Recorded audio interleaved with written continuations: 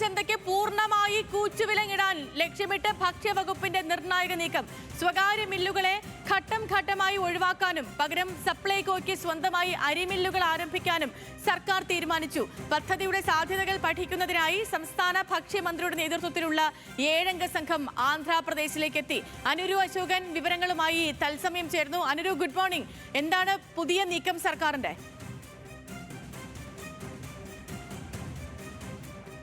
Good morning Sethu. നമുക്കറിയാം, കേന്ദ്ര ഭക്ഷ്യഭദ്രതാ നിയമം സംസ്ഥാനത്ത് നടപ്പിലാക്കിയത് മുതൽ നമ്മളിപ്പോൾ ഈ പറയുന്ന സപ്ലൈകോയെ നോഡൽ ഏജൻസി ആക്കിയെങ്കിലും നേരത്തെ നിലനിന്നിരുന്ന സംവിധാനങ്ങൾ വഴി തന്നെയാണ് ഇപ്പോഴും റേഷൻ വിതരണം മുന്നോട്ട് പോകുന്നത്. അതായത് സ്വകാര്യ ഗോഡൌണുകളിൽ തന്നെയാണ് ഇപ്പോഴും നമ്മൾ ഭക്ഷ്യധാന്യങ്ങൾ ഉപയോഗിക്കാൻ സൂക്ഷിക്കുന്നത്. എന്നാൽ ഇക്കാര്യത്തിൽ ഒരു മാറ്റം വരുത്താനാണ് ഈ ഒരു നീക്കം സംസ്ഥാന സർക്കാർ നടത്തുന്നത്. ഇതിൻ്റെ ഭാഗമായിട്ടാണ് ഇന്നിപ്പോൾ ആന്ധ്രയിൽ അനൂപ് ജേക്കബിൻ്റെ നേതൃത്വത്തിലുള്ള ഒരു 7-അംഗ സംഘം ഇപ്പോൾ എത്തിയിരിക്കുന്നത്. കാരണം ഈ സ്വകാര്യ മില്ലുകൾക്ക് പകരം സർക്കാർ തലത്തിൽ ഒരു ഗോഡൌണുകൾ രൂപീകരിക്കാനാണ് നീക്കം. നമുക്കറിയാം, രാജ്യത്ത് നെല്ല് സംഭരണവുമായി ബന്ധപ്പെട്ട് ഏറെ മുന്നിലുള്ള സംസ്ഥാനങ്ങളാണ് ആന്ധ്ര, തെലങ്കാന, ബംഗാൾ അടക്കമുള്ളവർ.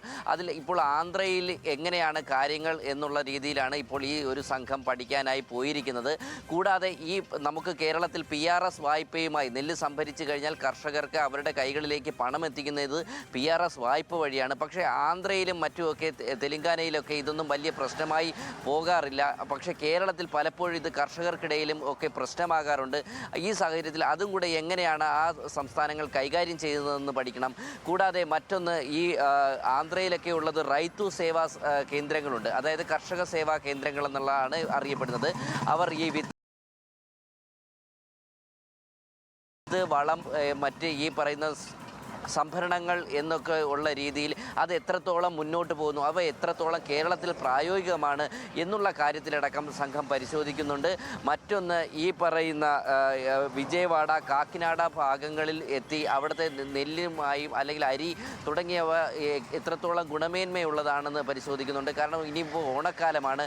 ഈ ഓണക്കാലത്തടക്കം ഒരുപക്ഷെ വേണ്ടി വന്നാൽ ഈ പറയുന്ന ആന്ധ്രയിൽ നിന്നടക്കം നമുക്ക് അരി എത്തിക്കേണ്ടി വരും. അപ്പോൾ സ്വാഭാവികമായും അവിടുത്തെ ആ ഒരു നെല്ലിൻ്റെ ഗുണമേന്മയെക്കുറിച്ചും അരിയുടെ ഗുണമേന്മയെക്കുറിച്ചും പഠിക്കേണ്ടതുണ്ട്. ഇന്നിപ്പോൾ ഭക്ഷ്യമന്ത്രി അനൂപ് ജേക്കബ് ആന്ധ്ര ഭക്ഷ്യമന്ത്രി നദ്ദല്ല മനോഹറുമായി ഇന്ന് കൂടിക്കാഴ്ച നടത്തുന്നുണ്ട്. നാളെയൊക്കെ ഈ കർഷകരിലേക്ക് പോവുകയും സംഭരണ കേന്ദ്രങ്ങൾ സന്ദർശിക്കുകയും ചെയ്യുന്നുണ്ട്. സ്വാഭാവികമായും മുൻകാലങ്ങളിലൊക്കെ ഈ സ്വകാര്യ ഗോഡൌണുകളിൽ നിന്നാണ് കേന്ദ്രം നൽകുന്ന അരി വേറെ പലയിടങ്ങളിലേക്കും പോകുന്ന ഒരു സ്ഥിതിവിശേഷമുണ്ട്. പലപ്പോഴും ഇത്തരം കേന്ദ്രങ്ങളിൽ നിന്ന് GPS സംവിധാനം വഴിയുള്ള വാഹനങ്ങളിലേക്ക് വേണം ഭക്ഷ്യധാന്യങ്ങൾ കൊണ്ടുപോകാനുള്ള നിർദ്ദേശമുണ്ടെങ്കിലും കേരളത്തിൽ അത് ഫലപ്രാപ്തിയിൽ എത്തിയിട്ടില്ല. ഈ സാഹചര്യത്തിലാണ് സ്വന്തമായി ഗോഡൌൺ എന്നുള്ള ഒരു ആശയത്തിലേക്ക് കേരളം ഇപ്പോൾ എത്തിയിരിക്കുന്നത്. ഇതിൻ്റെ ഭാഗമായി ബഡ്ജറ്റിൽ തുക വരുത്തിയിട്ടുണ്ട്.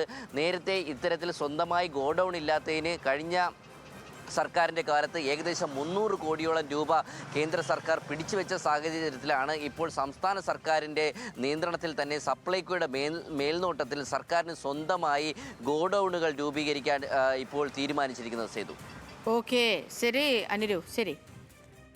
സർക്കാർ